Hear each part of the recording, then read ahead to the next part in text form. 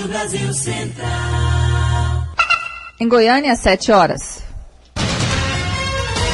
Agora, pela Rádio Brasil Central e RBC FM 90,1, O Mundo em Sua Casa. O jornal falado de maior tradição no Centro-Oeste brasileiro. O Mundo em Sua Casa. A informação em cima do fato. Um mundo de notícias no começo do dia. O Mundo em Sua Casa tem a marca da Rádio Brasil Central e da RBC FM 90,1. Hoje é terça-feira, dia 17 de janeiro de 2012. Bom dia, você ouvinte. Bom dia, Karine Pinheiro. Bom dia, Gil Bonfim. Bom dia, você que ouve o Mundo em Sua Casa. O Mundo em Sua Casa. Tempo e temperatura. A previsão do tempo para hoje em Goiânia é de céu encoberto com períodos de nublado e com pancadas de chuva esparsa. A temperatura máxima atinge os 32 graus. A umidade relativa do ar fica entre 95% e 55%. Neste momento, os termômetros marcam 21 graus em Goiânia. E a meteorologia prevê mais chuvas para o sul do estado. Do dia 17 a 20 de janeiro, devem ocorrer mais chuvas, principalmente no sul de Goiás. A superintendente de Políticas e Programas da Sectec, Rosidalva Lopes, fala da previsão para os próximos dias. Deve ocorrer pancadas de chuva e elas devem ser um pouco mais fortes em termos de volume no sul do estado de Goiás.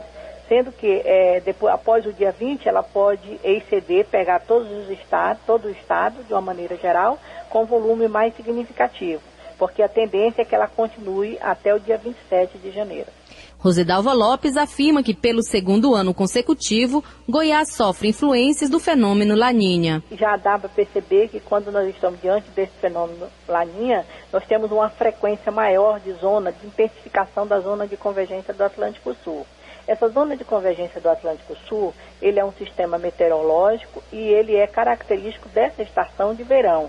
E pelo que a gente está estudando, já fazendo as análises de acordo com os dados que nós já temos aqui no nosso banco de dados da Secretaria de Ciência e Tecnologia do CIMEGO, nós percebemos que geralmente quando nós estamos em período de laninha forte, moderado a forte, ocorre a intensificação maior das entradas das zonas de convergência do Atlântico Sul.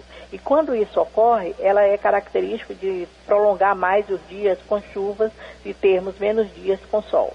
Patrícia Almeida para o Sistema Brasil Central de Rádio. 7:03. E o Mundo em Sua Casa também é retransmitido pela 101,5 FM de Iporá. O Mundo em Sua Casa. Manchetes dos jornais brasileiros. O Globo. Dilma sanciona a lei que eleva gastos com saúde. Folha de São Paulo, casos de invalidez por acidente de trânsito disparam. O Estado de São Paulo, agência de risco rebaixa fundo de estabilidade da Europa. Correio Brasiliense, o mundo em crise e o Brasil de férias. Valor econômico, Tesouro Nacional já estuda novo aporte ao BNDES. Estado de Minas, Estado aperta cerco a devedor. Jornal do Comércio de Pernambuco, tiros e morte ao meio-dia. 0 hora, Piratini pedirá revisão das tarifas de pedágio. Brasil Econômico, herdeiro da Medley se diz vítima de fraude, vai à justiça contra a CSN. O Popular, Estado vai terceirizar parques. Diário da Manhã, Dilma socorre a saúde. 7:05.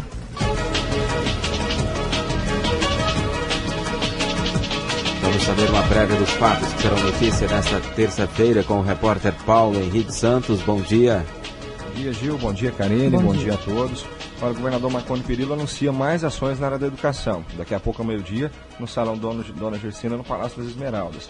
Ele, na presença do secretário de Educação, Tiago Peixoto, vai lançar a segunda etapa do programa Reconhecer. O programa Reconhecer, que paga um bônus, né, que hoje é de R$ 1.500 e vai aumentar para R$ 2.000, para aqueles professores que cumprem a carga horária total dentro de sala de aula, né, com o mínimo de faltas possível. A medida tem como objetivo estimular a atuação e o comprometimento do professor em sala de aula, garantindo o seu retorno e a permanência em sala, permitindo eliminar a necessidade de contratação temporária de professores.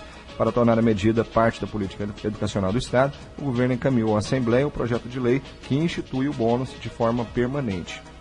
E a Polícia Militar está realizando uma série de reuniões com a comunidade a fim de diminuir os índices de criminalidade na região central de Goiânia. Daqui a pouco, às 8h30 da manhã, no edifício Paternon Center, a PM apresenta aos comerciantes e moradores da região o efetivo que atua na área e o telefone das viaturas. Também vão ser dadas dicas de segurança e destacada a importância de denunciar atos ilegais à polícia. De acordo com informações da PM, nessa oportunidade também será colocada em prática uma operação para retirada de moradores de rua da região do setor central. E a Secretaria Municipal de Saúde realiza entre os dias 17 e 19 de janeiro a volta às aulas sem dengue. Serão visitadas 136 escolas estaduais, 231 municipais, 236 particulares, além de 9 faculdades do município de Goiânia. A ação tem como objetivo a vistoria para a detecção de criatórios do mosquito Aedes aegypti. Cerca de 200 agentes comunitários de endemias estarão engajados no programa, que vai ser lançado daqui a pouco às 8 horas da manhã. Nos locais onde for necessário, os profissionais vão utilizar a pulverização com a bomba motorizada costal ou então o fumacê. Além de eliminar focos do mosquito, a ação a ser realizada pela Secretaria também espera conscientizar os profissionais da educação e os estudantes a manterem as instituições livres dos criadouros. Então é isso, Gil. Esses são os nossos destaques de hoje. Muito obrigado, Paulo Henrique Santos. E você confere detalhes desses assuntos ao longo da programação e também amanhã aqui mesmo no Mundo em Sua Casa. Agora são 7h07. O Mundo em Sua Casa. A política em Goiás. A Assembleia aprova aumento das gratificações para servidores da segurança e bombeiros do entorno do Distrito Federal. Libório Santos. Uma das 5 matérias aprovadas dentro do período de autoconvocação da Assembleia Legislativa trata da elevação dos valores de 2 gratificações para policiais militares, civis e bombeiros da região do entorno do Distrito Federal. O deputado Valcenaro Brado, do PTB, que tem como principal base eleitoral o município de Lusiânia, destaca a ação do governo no setor de segurança na região e detalha os reajustes das gratificações. Olha, são 2 gratificações. A ajuda de custo de R$ 555, mais R$ 300 de mérito. Então é uma reivindicação antiga que tanto as polícias civil, militar e o bombeiro têm na região e que agora a gente vê esse atendimento por parte do governo. Naturalmente que tem 10 anos que não sofre reajuste essa gratificação e agora ela vem contemplar essa lacuna que existia aí e essa falta de incentivo. A nossa região é uma região que tem problemas graves na área de segurança pública e é preciso que o governo tome atitudes. E essa é uma das atitudes que nós temos. Há poucos dias atrás foi criado o 4º comando do bombeiro lá na região do entorno também. É outra ação que vem a fortalecer a instituição na região.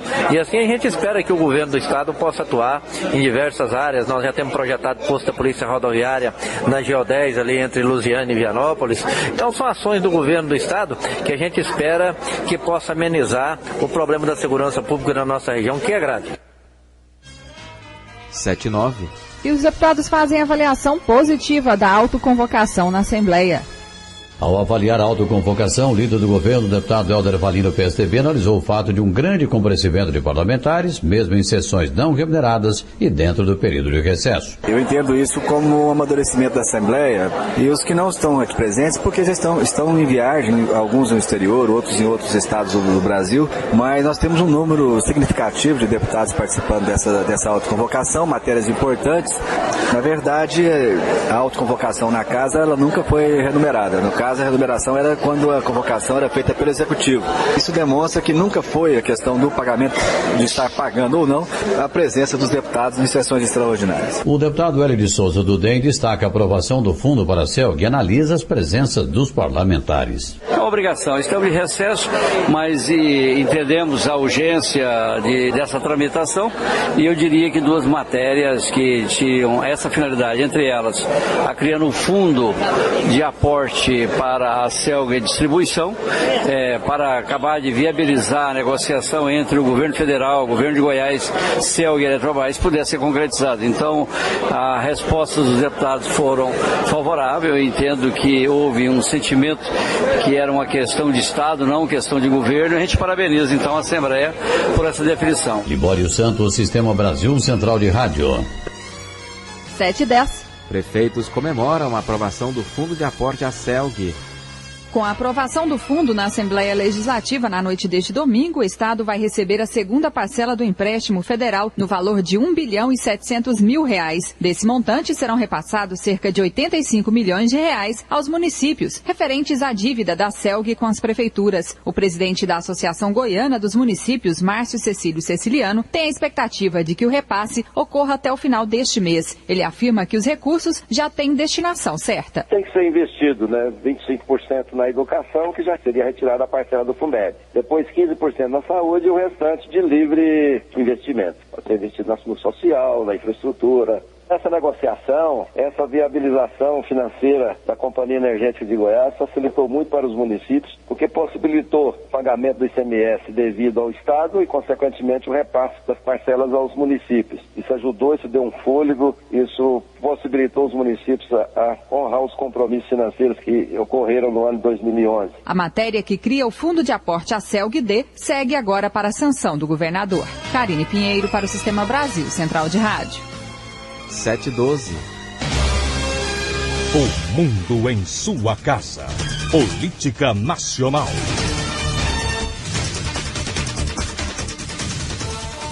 A Câmara dos Deputados usou mais de 135 milhões de reais para reembolsar os políticos por despesas de mandato de fevereiro a dezembro de 2011. O levantamento tem base em informações da cota de atividade parlamentar fornecidas desde o início da atual legislatura. Esse valor equivale a pouco mais de 193 mil benefícios básicos do programa Bolsa Família fixados em R$ 70. A cota parlamentar não inclui o salário mensal de R$ 26.700. Presidente Dilma veta parte da emenda 29, que regulamenta gastos em saúde. A presidente Dilma Rousseff vetou nesta segunda-feira 15 itens da emenda 29, proposta que regulamenta os gastos em saúde e os percentuais mínimos que devem ser investidos no setor pela União, estados e municípios. Um dos artigos vetados pela presidente abre brechas para o governo aplicar menos dinheiro na saúde. No texto aprovado pelo Congresso e rejeitado por Dilma, estava determinado que toda vez que ocorresse uma revisão do valor nominal do PIB, que implicasse em aumento do valor a ser aplicado pela União em saúde, fossem criados créditos adicionais para ajustar o montante de modo a dar cumprimento integral à lei. Para o líder do PSDB no Senado, Álvaro Dias, este veto representa a disposição do Palácio do Planalto em deixar a saúde em segundo plano. Nós verificamos que os brasileiros pobres não possuem a necessária cobertura na área de saúde pública. E o governo, que não aceitou definir os 10% da receita para a saúde pública, veta um dispositivo que vem também em prejuízo, que demonstra que para o governo saúde não é prioridade. A oposição também lamentou o veto ao dispositivo que determinava a separação dos valores a serem aplicados na saúde em contas específicas. Este mecanismo facilitaria a fiscalização dos recursos aplicados. Para Álvaro Dias, não resta outra coisa à oposição senão exigir a colocação desses vetos à apreciação do Congresso. Cabe sim ao Congresso analisar esses vetos e pedir à direção do Congresso que os coloque urgentemente em deliberação. A regulamentação da emenda 29 demorou uma década para ser concluída no Congresso.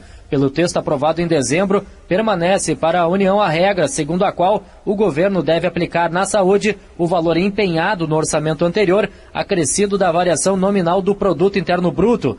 Já os estados serão obrigados a investir 12% da receita e os municípios 15%. E não mais poderão contabilizar como gastos em saúde despesas como o pagamento de aposentadorias e saneamento básico. Para alcançar esse percentual, a expectativa é que, para cumprir as novas regras, os governadores e prefeitos vão desembolsar 3 bilhões de reais ao ano. Com informações de Brasília, Apolos Neto. 7h15.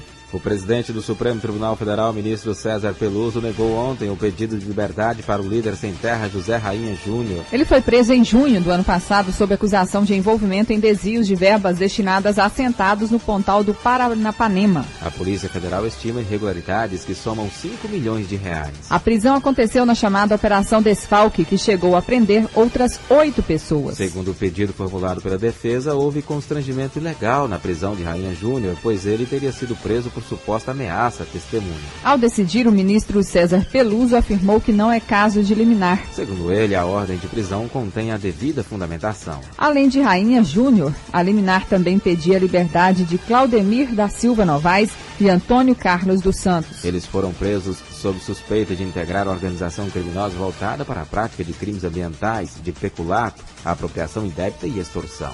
O presidente do Tribunal de Justiça de São Paulo, Ivan Sartori, deve se reunir hoje em São Paulo com representantes do Conselho de Controle de Atividades Financeiras, o COAF, ligado ao Ministério da Fazenda. A reunião será para esclarecer dados de um relatório do órgão que aponta movimentações atípicas no tribunal no valor de 116 milhões de reais apenas em 2008. O levantamento do COAF, feito a pedido do Conselho Nacional de Justiça, identificou movimentações financeiras atípicas de 855 milhões de reais de 3.426 juízes e servidores do Poder Judiciário entre 2000 e 2010. Os tribunais de São Paulo concentram a maior fatia das movimentações apontadas como atípicas pelo COAF. Depois de uma reunião de mais de 2 horas com a corregedora de Justiça, Eliana Calmon, ontem em Brasília, Sartori disse que pretende investigar melhor esses números. Ele disse que o Tribunal de São Paulo tem condições de fazer a apuração. 7h17. FIFA critica cotas para ingresso e cobra aprovação rápida da Lei Geral da Copa. O secretário-geral da FIFA, Jeremy Valk, começou nesta segunda-feira uma série de visitas às 12 sedes da Copa 2014, junto com o ministro dos Esportes, Aldo Rebelo, e o ex-atacante Ronaldo Nazário, membro do comitê organizador local. Valk falou abertamente sobre o assunto e criticou a maneira que o Brasil negocia com a FIFA. De forma irônica, Valk disse que o Brasil pede demais em relação às outras sedes, talvez porque seja o país que ganhou 5 vezes a Copa. No entanto, Valk ressaltou que a vida tem princípios e chegou o momento de fazer o acordo. Maybe that's why you won 5 times already the World Cup. I mean, so you think that you can ask and ask and ask again. I mean, in life you have to ask to get. That's a principle. Valk comparou a discussão da Lei Geral da Copa a um parto e disse que é hora de retirar o bebê. That now it's time for this baby to come out. The 9 months are over. Now we have really to bring it out. O debate sobre a legislação será retomado em fevereiro, com o fim do recesso parlamentar. O secretário-geral da FIFA aproveitou a coletiva de imprensa para criticar a política brasileira de cotas para os ingressos mais baratos, que beneficiaria estudantes, idosos, beneficiários do Bolsa Família e indígenas. Valk disse que é fácil discutir sobre quem tem direito aos ingressos mais baratos, mas é preciso saber como implementar tal direito. Ele citou o caso dos povos indígenas, ao dizer que o governo deverá garantir o acesso das comunidades aos estádios.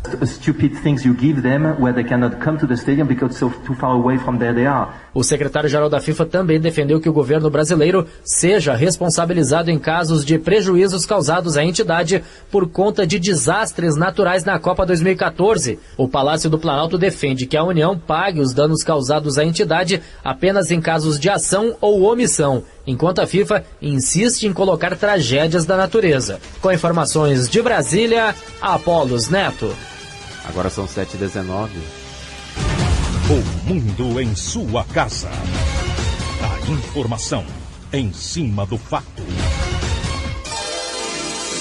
A Polícia Militar prendeu em Jaraguá, a 124 quilômetros de Goiânia, um homem de 25 anos que tem 5 passagens pela polícia. De acordo com a PM, ele foi detido em uma casa da cidade quando saía para vender drogas. Entre as passagens dos jovens são homicídio, tráfico de drogas, roubo à mão armada e porte ilegal de arma. Com ele também foi detido outro rapaz que, segundo a polícia, era quem cedia a casa para a preparação e comercialização da droga.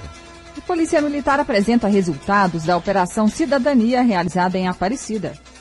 No último final de semana, em Aparecida de Goiânia, a Operação Cidadania reuniu as polícias militar e civil, o Conselho Tutelar, o Ministério Público, a Secretaria de Assistência Social, Regulação Urbana, a Secretaria do Meio Ambiente e a Superintendência Municipal de Trânsito, na abordagem de 2.800 pessoas, 430 veículos, em 4 flagrantes de porte de drogas.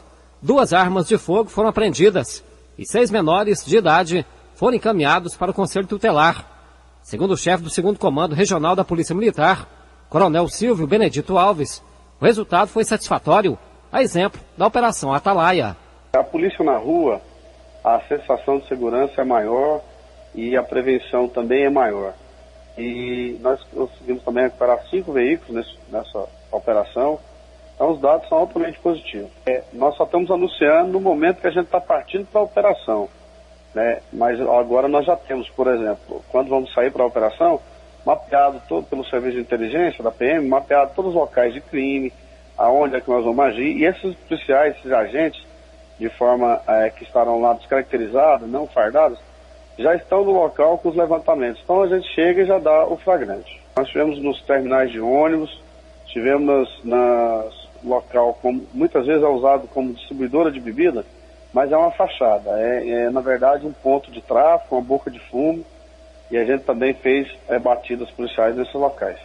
É bom lembrar que durante a Operação Atalaia, realizada na semana passada em Aparecida de Goiânia, os policiais militares abordaram 6.000 pessoas, vistoriaram 428 veículos, apreenderam 4 armas de fogo e realizaram a prisão de pessoas por tráfico de drogas. Jânio Rodrigues para o Sistema Brasil Central de Rádio. 7h22. Agora vamos saber como foi o trabalho da polícia nas estradas que cortam Goiás. Libório Santos, bom dia. Bom dia. Nas últimas 24 horas, nas rodovias goianas, 27 acidentes, 21 feridos e 3 mortes. Os acidentes mais graves: colisão na BR-060, quilômetro 216, entre Goiânia e Cesarina, aconteceu por volta das 7 da noite. O Montana placa NWB 6041 de Aparecida de Goiânia. O condutor José Danilo Ferreira Mendes, 26 anos, fatal. Silmar Apolinário de Araújo, 23 anos, fatal. O segundo veículo envolvido, um caminhão Scania, placa NVP 5785 de Goiânia. O motorista saiu ileso. Saída de pista na JO 020, quilômetro 63, em Campo Alegre. Mercedes-Benz, placa HPF 9203 de Catalão. O condutor João Henrique de Souza Arantes, vítima fatal. Libório Santos, Sistema Brasil Central de Rádio. 7h23. 3 homens suspeitos de articular um esquema de vendas pela internet de cartões clonados foram presos na GO 139, sentido Caldas Novas, Goiânia. Com eles foram apreendidos os cartões falsos comprados pela internet e carros de luxo. Segundo a polícia, todos são de famílias com alto poder aquisitivo e moradores da capital. Durante a abordagem, um dos suspeitos confessou a participação no crime. Ele revelou que os cartões eram comprados pela internet pelo valor que variava de até R$100 mil. Segundo o Serviço de Inteligência da Polícia Militar, a denúncia partiu de um gerente de hotel desconfiado do consumo em altas quantias em bares e hotéis da cidade. A partir de então, a polícia passou a monitorar as atividades do suspeito. O caso será encaminhado para a Polícia Civil. Na sequência, deve seguir para a Polícia Federal por se tratar de crimes cibernéticos com conexões em outros estados e até, segundo denúncias, em outros países. E 2 jovens são baleados e 3 apreendidos após assalto. Flagrados em um gol roubado no final de semana, 5 jovens, 4 deles menores de idade, reagiram a tiros quando foram abordados por policiais militares no setor Serrinha, em Goiânia. A perseguição aos bandidos só terminou perto da cidade de Hidrolândia, quando Marcelo Farias de Araújo, de 19 anos, que dirigia o veículo, e um outro menor foram baleados. Relata o soldado da 9ª CIPM, Leandro Gonçalves Correia. Deparamos com esse veículo saindo aí do Parque Amazonas, aí, ao ver a viatura aí, o mesmo efetuou disparos contra nossa equipe e evadiram aí sentido Aparecida de Goiânia. Conseguimos fazer o cerco com o apoio das demais viaturas, já na BR-153, nas proximidades de Holândia, onde os mesmos aí do veículo e nós conseguimos alvejar aí o maior que estava dentro do veículo em posse de uma arma de fogo, inclusive uma arma de fogo de calibre restrito, revólver Magno, calibre .357. Soldado, esse pessoal pode ter cometido aí outros roubos em Goiânia durante o final de semana? Nós temos informações aí de um roubo que houve numa farmácia na área de Aparecida, onde 3 indivíduos desceram do veículo, armados de revólver aí, e tomaram dinheiro das vítimas que estavam na farmácia. E juntamente com esses menores foram encontrados dentro da calça deles aí, escondido, entendeu? Muito dinheiro trocado aí, provavelmente aí, produto de roubo. A suspeita da polícia é que os 5 jovens tenham cometido pelo menos 4 assaltos em série na capital e em Aparecida de Goiânia somente na noite de domingo. Assim como o menor de 17 anos, que também foi baleado, Marcelo Farias foi medicado no Hugo e não corre risco de morte. Aulos Rincon, para o Sistema Brasil Central de Rádio. 7h26. E a PM realiza em Aparecida de Goiânia a Operação Saúva, com o objetivo de combater crimes de furto, roubo e receptação. A operação começou no dia 13 de janeiro e vai até o dia 23, período em que a Polícia Militar fará um balanço dos resultados. A meta é combater crimes de furto, roubo e receptação. Um dos responsáveis pelo trabalho é o capitão Felisberto. Ele explica como é o procedimento para abordagens. Suspeita que alguém está conduzindo eletroeletrônico, bomba de cisterna, esse tipo de material de origem duvidosa, nós fazemos a abordagem, a apreensão e a condução à delegacia, onde vai averiguar a propriedade do bem. Os pregos de pequeno porte em Aparecida de Goiânia também são visitados pela Polícia Militar para verificar a origem dos produtos que são comercializados. Fizemos a condição de uma televisão, nós recuperamos 2 motos e pegamos um traficante, o qual houve a suspeição e ele estava portando cocaína. Segundo a Polícia Militar, a maioria dos crimes de furto e roubo ocorre em função do tráfico de drogas. São usuários que, para manter o vício, vendem o que tem em casa e depois partem para o crime nas ruas. A PM informou que depois do dia 23 será feita uma avaliação para a continuidade do trabalho. Yara Galvão para o Sistema Brasil Central de Rádio. Agora são 7h27. A Polícia Militar realiza hoje uma reunião com moradores e comerciantes do centro de Goiânia para tratar das ações da PM para garantir a segurança na região. Para saber mais sobre esse assunto, nós conversamos ao vivo com o comandante da 2ª Companhia Independente do 1º Batalhão da Polícia Militar, Capitão Divino Aparecido Malaquias. Bom dia. Bom dia a todos os seus ouvintes. Capitão, qual que é o índice de criminalidade na região central de Goiânia?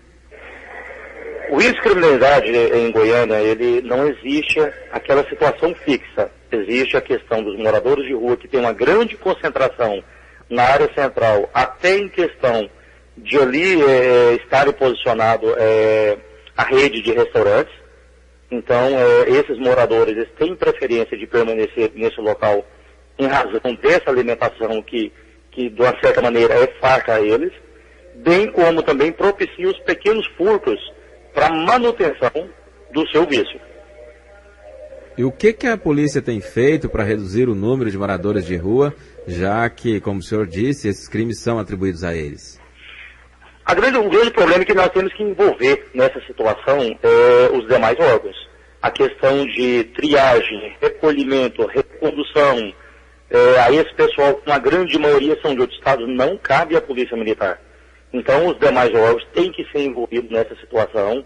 A Polícia Militar não pode assumir sozinha essa situação, entendeu? Da responsabilidade de criminalização no centro, porque ela é somente um elo importante, mas é tão somente um elo.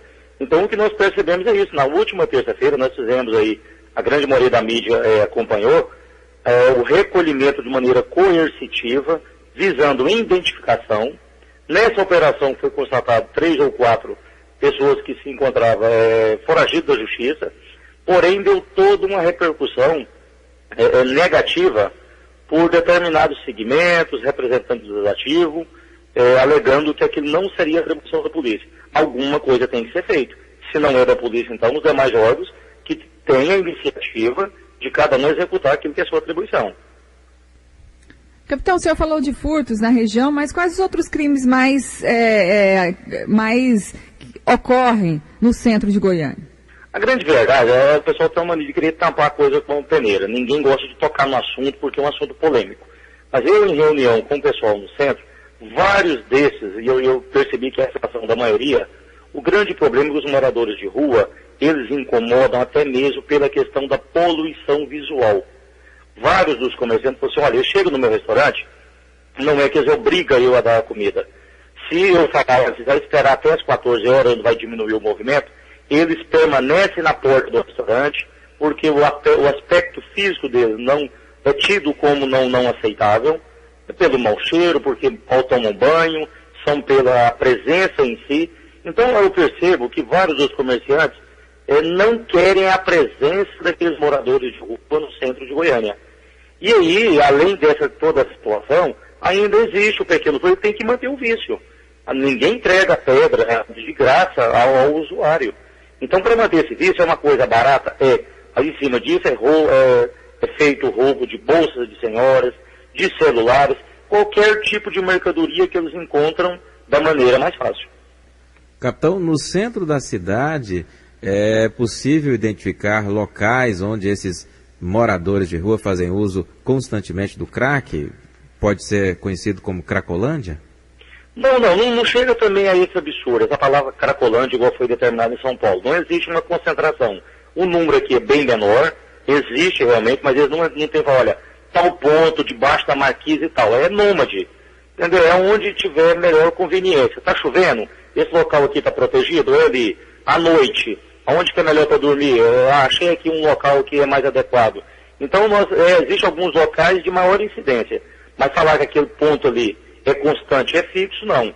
O usuário, quando vem ao ímpeto do uso dele, é onde ele estiver, basicamente, ele senta, ou ele se camufla, ou às vezes nem isso, ele acende a perda e ali ele faz o uso. Esse tipo de reunião que terá hoje, que a Polícia Militar terá hoje com os moradores e comerciantes do centro de Goiânia, também deve ser realizada em outros setores da capital, ou até mesmo na periferia e também em Aparecida, na região metropolitana? Não, com certeza. O centro é porque nós percebemos uma concentração maior, entendeu, dessas pessoas moradores de rua, tida como moradores de rua. Então, em razão da concentração de estabelecimentos comerciais muito próximo um do outro, e ali favoreça a permanência e o convívio desses moradores de rua, é que nós temos que ter lá a iniciativa de começar primeiro pelo centro. Mas também tem na área de Campinas, perto da Praça A. Então, nesses locais de maior incidência, serão realizados também, por determinação do comandante-geral, do nosso comandante do CPC, essas reuniões com os moradores, visando nós acharmos uma alternativa. Alguma coisa tem que ser feita, isso aí não tem a menor dúvida.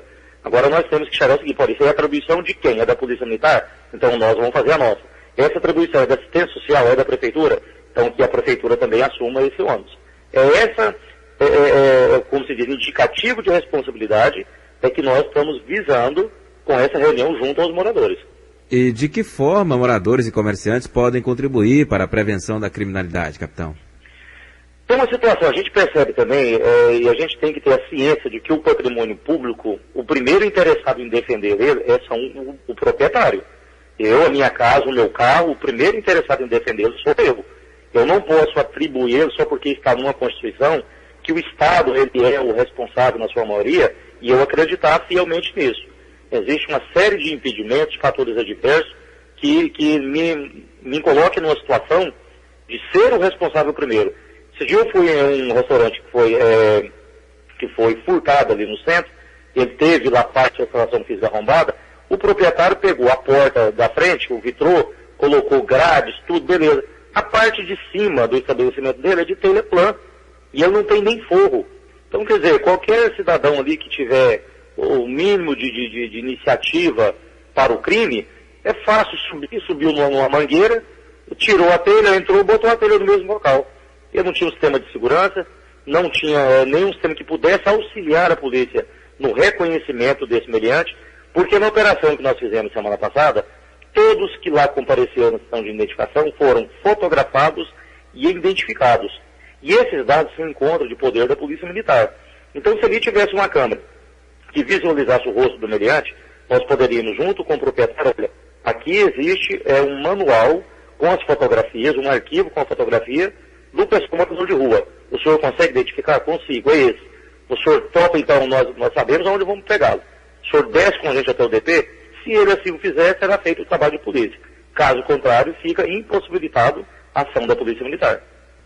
Capitão Divino Aparecido Malaquias, comandante da 2ª Companhia Independente do 1º Batalhão da Polícia Militar, muito obrigado pela sua entrevista aqui ao Mundo em Sua Casa. Tenha um bom dia. Obrigado, e a Polícia Militar está à disposição.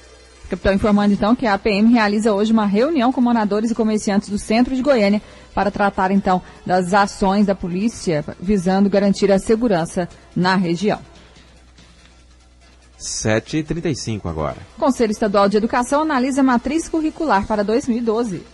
O Conselho Estadual de Educação começou a se reunir para discutir a matriz curricular e o conteúdo apresentados pela Secretaria Estadual de Educação. De acordo com o presidente do Conselho, essa discussão nunca foi feita e está prevista na Constituição Estadual. O Conselho nunca fixou o conteúdo para o ensino fundamental e para o ensino médio. E vai fazê-lo agora, não só para o cumprimento da obrigação, bem como para o desenvolvimento da educação, para o desenvolvimento da aprendizagem. Está no artigo 162 da Constituição do Estado de Goiás. Ela está garantida na Constituição, ou determinada pela Constituição desde 1989, e em 2010 houve alteração da redação tão somente para modificar a nomenclatura, que ainda estava primeiro e segundo graus, e agora ensino fundamental e ensino médio. Mas foi mantida a determinação para que o Conselho cumpra essa atribuição, ou seja, para que ele fixe o conteúdo para o ensino fundamental e o ensino médio. A previsão é que até o final de março seja aprovada a proposta com a matriz curricular e o conteúdo para o ensino médio e fundamental. A nova proposta já valeria para o segundo semestre desse ano e principalmente para o ano que vem. Paulo Henrique Santos, para o Sistema Brasil Central de Rádio.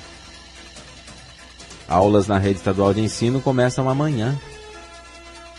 Com 209 dias letivos, tem início amanhã, dia 18, as aulas nas 1.095 escolas da rede estadual goiana. O secretário de Educação do Estado, Tiago Peixoto, fala sobre as expectativas para alunos e professores. O sistema educacional existe para o aluno, então todo o foco do nosso trabalho é voltado à sua aprendizagem. Mas nós temos um agente principal dessa mudança, que é o professor. E uma boa novidade é que um programa que foi um sucesso no ano passado, que foi o Reconhecer, vai ser ampliado. Então, se antes 15 mil tinham chance de ganhar, agora são 26 mil que têm essa oportunidade. Uma outra coisa boa é que esse valor do bônus ampliou. Ele no ano passado era de R$ 1.500 e esse ano passou para R$ 2.000. E a partir deste ano, outras categorias foram incluídas e vão poder também receber o bônus, como o diretor, secretário, vice-diretor, o tutor e o coordenador pedagógico. A Secretaria de Educação vai ainda premiar alunos e escolas que alcançarem as metas estipuladas pela Secretaria no IDEB de 2012. O secretário Tiago Peixoto fala ainda sobre o piso salarial dos professores. O piso já está valendo, então esse mês agora os professores já vão receber um piso de R$ 1.395. O piso que está valendo agora é de R$ 1.187, então é um piso bem superior ao nacional. E nós já alteramos a lei essa semana agora. O piso ele vai ter ainda um acréscimo significativo e ele vai para R$ 1.460. Antes do MEC anunciar qual vai ser o novo piso, isso mostra o compromisso que nós temos com os nossos professores, com os nossos educadores e em especial com os nossos alunos. Riva Cran para o Sistema Brasil Central de Rádio. 7h39. SUS oferece programa de planejamento familiar de graça.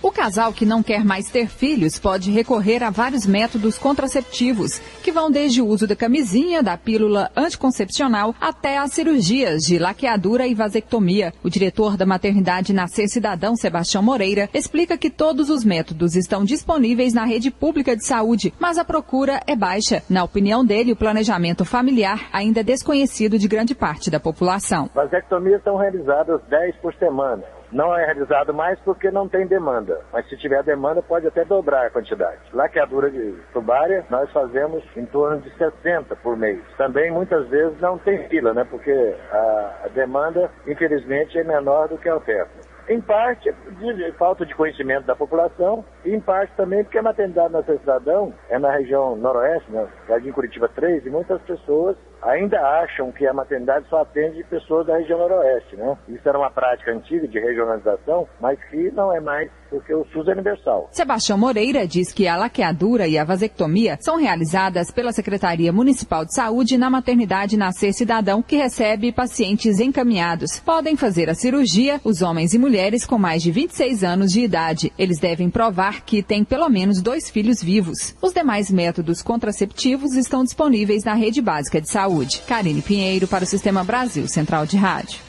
7h40. PM intensifica a Operação Duas Rodas para reduzir crimes cometidos por motociclistas na capital.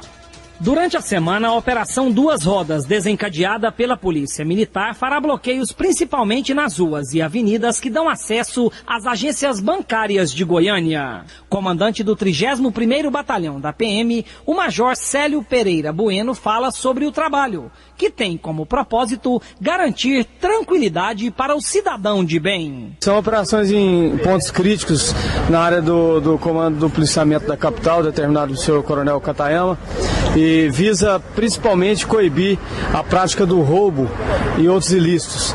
Então, os condutores de motos estão sendo abordados, vistoriados os documentos do veículo e checados sobre qualquer possibilidade de anormalidade, de irregularidade. Acontece em vários pontos da capital? Acontece em vários pontos da capital, e a nossa área hoje aqui a gente está focando aonde a gente tem um índice maior de concentração populacional e de comércio. Só no final de semana, 865 pessoas e 736 motocicletas foram abordadas pela PM durante a operação. Ao final, 2 pessoas foram detidas, 28 motos apreendidas e 135 notificações aplicadas.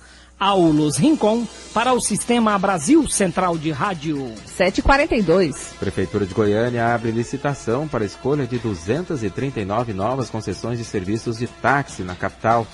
239 novas permissões serão concedidas, 189 imediatas e 50 para cadastro de reserva. Há 34 anos, esse tipo de licitação não era realizada. Com a nova frota, Goiânia terá uma média de 1 táxi para cada 900 habitantes. O recebimento da documentação começou ontem e vai até hoje, às 5 horas da tarde, no Paço Municipal. O Sindicato dos Taxistas de Goiânia estima que cerca de 1.000 pessoas participem da seleção. Daniel Barbosa, que é motorista particular há 34 anos, concorre a uma das 12 vagas para portadores de necessidades especiais. Ele, que foi o primeiro da fila a entregar a documentação na manhã de ontem, fala sobre o processo. Parece que já fazem 40 anos, né? Da última licitação, parece que saiu em 72.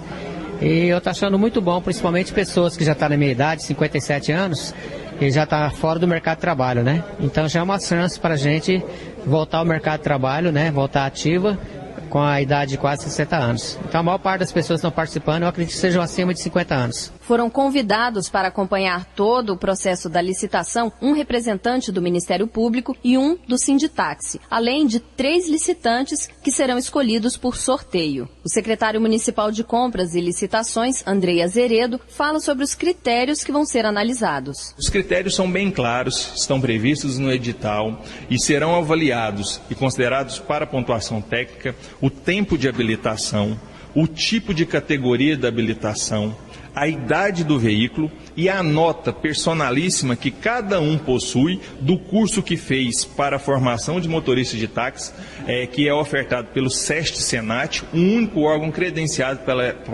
pela MT para tal função. Segundo informações da Secretaria, a definição da quantidade de vagas foi determinada por um estudo técnico da Agência Municipal de Trânsito. Riva Cran, para o Sistema Brasil Central de Rádio. E o Ministério Público Estadual avalia como insuficiente a quantidade de novas permissões de táxi.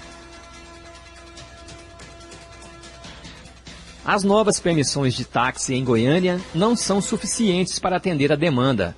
Esta é a avaliação do Ministério Público Estadual, conforme ressalta o promotor de justiça, Rodrigo César Bolelli. Diante do quadro deficitário de táxi no município, é um primeiro passo.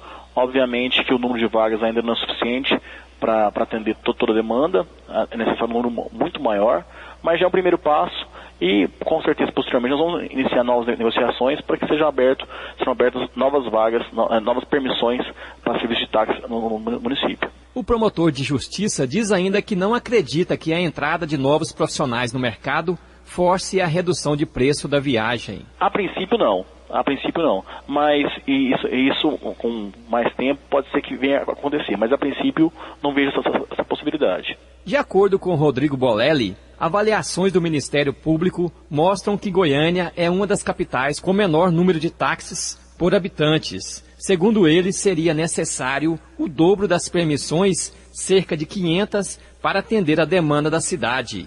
Wilton Vieira, para o Sistema Brasil Central de Rádio. 7h45. O Conselho Regional de Medicina em Goiás aguarda a resposta do Ministério Público Federal sobre as denúncias que foram feitas com relação à crise na área da saúde no estado. Entre as falhas denunciadas pelo CREMEGO estão a falta de materiais básicos, deficiência na estrutura e de higiene e falta de profissional. O Conselho afirma que há 1 ano tem cobrado uma postura das secretarias estadual e municipal para a correção dos problemas. Segundo o presidente Salomão Rodrigues Filho, a saída foi recorrer ao Ministério Público Federal. As denúncias foram protocoladas no dia 19 de dezembro. O presidente do CREMEGO afirma que a ação já obteve algum resultado. Já abriu um inquérito civil público e já solicitou ao Ministério da Saúde que se manifestasse pericialmente sobre o que está acontecendo. Então já tem ações bastante efetivas do Ministério Público Federal. E nós vamos solicitar aos governantes, uma solução de urgência, porque a situação é extremamente crítica em Goiás. O presidente do CREMEGO, Salomão Rodrigues Filho, ressalta a necessidade de reverter a situação o mais rápido possível. E chegam pacientes que poderiam ser salvos, que o médico tem capacidade técnica e condições de salvar aquela vida e não tem como fazer por falta de condições de trabalho, por falta de medicamentos, por falta de materiais, por falta de equipamentos e mesmo por falta de pessoal. Yara Galvão para o Sistema Brasil Central de Rádio. 7h47. A seguir, as notícias do esporte. O mundo em sua casa. Se a sua empresa busca reconhecimento, anuncie em uma emissora de credibilidade. Rádio Brasil Central 1270, AM, ondas curtas e tropicais. A certeza de resultado. Qualidade com alcance em todo o território nacional. Ligue 3201-7686. Rádio Brasil Central. Comunicando com o mundo. O mundo em sua casa. O jornal falado de maior tradição no Centro-Oeste brasileiro.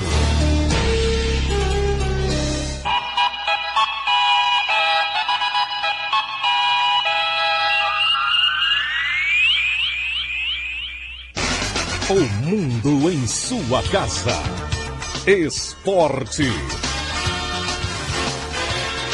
A disputa entre Flamengo e Fluminense pelo meia Thiago Neves azedou institucionalmente a relação entre as diretorias dos dois clubes do Rio. Na noite de ontem, a presidente da equipe rubro-negra, Patrícia Amorim, disparou contra o colega Peter Simpson, presidente do time tricolor, e chegou a falar em postura sem ética e decência. Patrícia reclamou da forma com que o rival tenta atravessar a negociação por Neves, que disputou a última temporada no Flamengo e tinha praticamente acertado sua renovação para 2012. Ele pertence ao Al Hilal da Arábia Saudita, que admitiu vender o atleta. Quanto ao zagueiro Alex Silva, que não se apresentou para a viagem à Bolívia ontem, palco da estreia na Libertadores, foi afastado pela diretoria. Embora tenha viajado com o elenco para a estreia do Flamengo na Libertadores dia 25 contra o Real Potosí da Bolívia, o meio-atacante Ronaldinho continua sem ter a sua situação resolvida dentro do clube. Uma nova data para a negociação que será resolvida é quarta-feira, quando o irmão empresário do jogador Assis estará no Rio. Há 5 meses, Ronaldinho não recebe a maior parte do seu salário, que deve ser paga pela Trafic, empresa de marketing esportivo que fez parceria com o Flamengo para contratá-lo. A dívida já chega a 3.750.000 reais. Preparando para a estreia no sábado no Campeonato Goiano em Rio Verde, o Atlético faz hoje à tarde um jogo-treino. O Atlético fará logo mais 4 horas da tarde no estádio Antônio Scioli, jogo-treino contra um selecionado da cidade de Acreúna. Preparação para a estreia no Campeonato Goiano, sábado, 5 da tarde, diante do Rio Verde. O técnico Hélio dos Anjos, nesse jogo-treino, deve posicionar o considerado time titular e a expectativa fica por conta dos jogadores William e Elias, que não participaram do jogo-treino contra o Vasco de Itaberaí na última semana, em que o Atlético goleou. Jogadores ainda não foram confirmados pelo técnico se serão ou não titulares no jogo-treino de hoje, 5 da tarde, no estádio Antônio Scioli. Eric Maravilha, para o Sistema Brasil Central de Rádio. 7h50. Homem forte do Goiás passa por cirurgia em São Paulo. O principal dirigente da história do Goiás, Ailê Pinheiro, de 75 anos, terá um dos episódios mais difíceis de sua trajetória no clube nesta terça-feira. O presidente do conselho e principal dirigente do clube vai passar por uma cirurgia no coração logo mais às 3 da tarde no Hospital Albert Einstein, principal referência na América do Sul em cirurgias do coração, para desentupimento de algumas artérias importantes no coração do presidente Ailê Pinheiro. A expectativa dos médicos é que a cirurgia dure de 2 a 3 horas. Segundo o cardiologista, vice-presidente do Goiás, Dr. Sérgio Rassi, que é médico particular e foi quem detectou o problema cardíaco com Ailê Pinheiro, o risco é de 2 a 4% e uma cirurgia, portanto, muito segura e com uma das melhores equipes do continente sul-americano logo mais. O presidente João Bosco Luz, através da assessoria de imprensa, pede a todos que façam uma corrente positiva com as orações, incluindo o nome de Ailê Pinheiro, para que ele esteja bem após a cirurgia e que tenha plena recuperação para voltar às suas funções normalmente, até porque o presidente do conselho não tem costume de deixar as coisas para os outros. Ele mesmo comanda as suas empresas e comanda o Goiás Esporte Clube. O Goiás que pode contratar Thiago Humberto, jogador do Internacional, de hoje para amanhã. O negócio está em estágio bastante evoluído entre Goiás e Inter. Vinícius Silva para o Sistema Brasil Central de Rádio. 7h52. Vila anuncia mais 2 contratações para a temporada deste ano. A diretoria vilanovense contratou mais 2 jogadores esta semana. O lateral esquerdo, o Anderson Henrique, e o atacante Marion. Os dois têm 21 anos de idade, vêm por empréstimo do Atlético Mineiro. Ao todo, até o momento, a diretoria vilanovense, contando com os 2 últimos, já chegou ao número de 19 contratações visando esta temporada 2012. Vale ressaltar que o Vila deve contratar pelo menos mais 5 jogadores. Um zagueiro, 2 volantes e também 2 meias de ligação. Vale lembrar que nesta última semana antes do início do Campeonato Goiano, o Vila Nova está concentrado na Estância Lago Verde, saída para Goianira, e de lá a delegação vilanovense irá direto para Catalão no domingo, onde enfrenta o time do craque na abertura do Goianão 2012. Paulo Massad para o Sistema Brasil Central de Rádio. 7h53. Estas foram as notícias do esporte. O mundo em sua casa. Um mundo de notícias no começo do dia. Quem teve prejuízos no veículo por causa de buracos nas ruas pode ser ressarcido.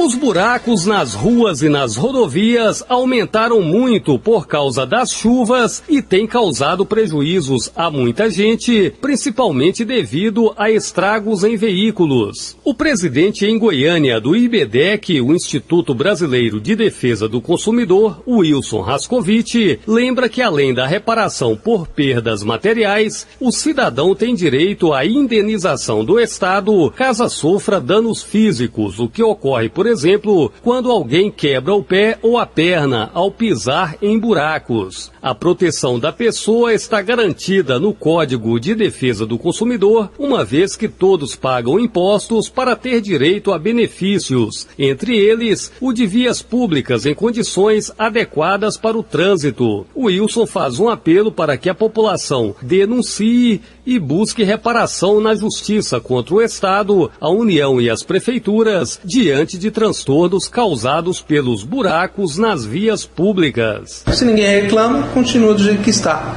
É onde que o consumidor, o cidadão, tem que procurar os seus direitos, ele tem que correr atrás. Independente de valor. Se ele tem o direito, é resguardado pelo Poder Judiciário, corra atrás. E o fornecedor não vai correr atrás para tentar receber, para tentar pagar isso daí. Rascovitch cita que o direito de indenização ao cidadão é garantido também pelo artigo 37 da Constituição Federal e pelo artigo 43 do Código Civil, ao prever que o Estado deve responder pelos danos causados por seus agentes. No caso dos buracos, o prejuízo decorre de serviços mal feitos prestados pelas empreiteiras contratadas para as obras de asfalto. Vanderlei Araújo, Sistema Brasil Central de Rádio. 7h55. Feirantes goianos já podem requerer isenção de ICMS na compra de veículo para trabalho. O feirante interessado em adquirir o veículo com isenção de ICMS já pode fazer o requerimento. O desconto é de 12% para veículo utilitário no valor de até R$60 mil.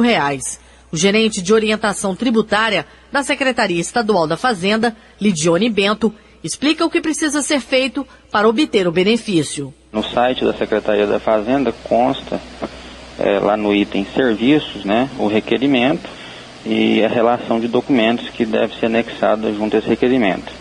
A isenção ela é concedida mediante requerimento dirigido ao secretário e tem que ter um reconhecimento prévio. De posse desse documento, o feirante leva na concessionária e ele consegue a isenção do ICMS. Com o requerimento preenchido e a documentação exigida, o feirante deve procurar o protocolo da Cefaz ou delegacia fiscal para abertura do processo. O benefício será concedido a 5 mil feirantes.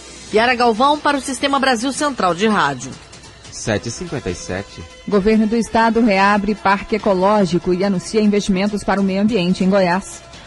O Parque Estadual Altamiro de Moura Pacheco foi reaberto depois do incêndio que destruiu grande parte da vegetação em setembro de 2010. Em discurso, o governador Marconi Perillo falou sobre a importância do parque, homenageando o idealizador. Dr. Altamiro de Moura Pacheco, um dos principais intelectuais goianos do século passado, foi um homem decisivo na consolidação de Goiânia, também teve decisiva atuação e participação na construção de Brasília, e ao lado de Pedro Ludovico Teixeira e de outros grandes vultos da nossa história, teve uma preocupação enorme com a cultura, com as artes, com a ciência, com a fundação da SGPA e com a aquisição e depois doação de parte desse terreno aqui para que fosse transformado numa área de preservação ambiental. Durante a solenidade, o secretário estadual do Meio Ambiente, Leonardo Vilela, anunciou investimentos de mais de 68 milhões de reais nas 10 unidades de conservação do estado e em outras 3 que estão em fase de implantação, que são o Parque Meia Ponte, na região metropolitana de Goiânia, o Parque Estadual do Descoberto, no município de Águas Lindas de Goiás, e o Parque da Mata Atlântica, em Itajá. Os recursos são todos oriundos de compensação ambiental, não são recursos do Tesouro Estadual, são recursos oriundos da Lei de Fauna, que prevê 1% de todos os investimentos que têm impacto ambiental significativo, que necessitam de estudo de impacto ambiental na área industrial, na área mineral, na própria área agropecuária, que eles sejam revertidos para investimentos em unidades de conservação. O governador Marconi Perillo anunciou ainda a criação do maior programa de saneamento rural do país, que vai beneficiar cerca de 100 mil propriedades. Com muita satisfação, anunciamos o início do maior programa de saneamento rural do país. Aqui assinamos a ordem de serviço para a criação do grupo de trabalho que terá a missão de detalhar as providências que visam beneficiar 100 mil propriedades, que deverão receber fossas sépticas biodigestoras com investimentos da ordem de 25 milhões de reais. Paulo Henrique Santos para o Sistema Brasil Central de Rádio. Agora são 7h59. O governo do Paraná decretou situação de emergência em 137 cidades atingidas pela seca. Cascavel, no oeste do estado, é uma das mais prejudicadas. No total, a perda nas lavouras paranaenses ultrapassa R$1,5 bilhão. No Rio Grande do Sul, 282 cidades decretaram emergência devido à estiagem. Em Santa Catarina, o número chega a 80. A Agência Nacional de Vigilância Sanitária, Anvisa, recomenda vacina contra o sarampo antes de viagens ao exterior. A recomendação é para quem vai viajar para a Europa ou Estados Unidos. No ano passado, foram registrados 26 mil casos de sarampo na Europa, principalmente na França e na Alemanha. A doença foi controlada no Brasil em 2000.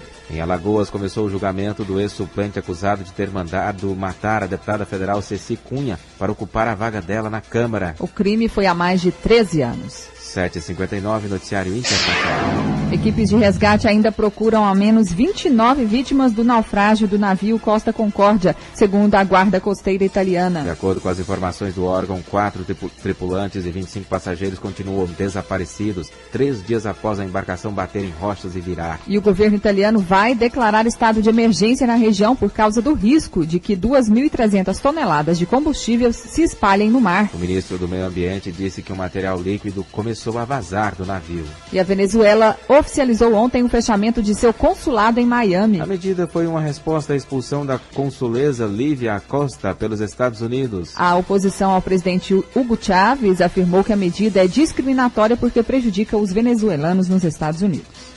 Agora 8h01 em Goiânia. Termina aqui mais uma edição do Mundo em Sua Casa, que teve a apresentação de Karine Pinheiro e Gil Bonfim. Redação e edição Ada Mendes, Antônio Correia, Marcelo Cabral e Wendel Franco. Direção de estúdio Rossana Gomes. Chefes de reportagens Ione Chagas e Almir Costa. Operação de áudio Leandro Franco. Central técnica Otair José. Gerência do sistema de rádio Suede Barbosa. Direção de tele rádio difusão Abadia Lima. O Mundo em Sua Casa volta amanhã às 7 da manhã. Obrigado pela sua atenção e até lá. Bom dia, Karine. Bom dia, até amanhã. Este foi, pela Rádio Brasil Central e RBC FM 90,1, O Mundo em Sua Casa. O jornal falado de maior tradição no Centro-Oeste brasileiro. O Mundo em Sua Casa. A informação em cima do fato. Um mundo de notícias no começo do dia. O Mundo em Sua Casa voltará sempre com a marca da Rádio Brasil Central e da RBC FM 90,1.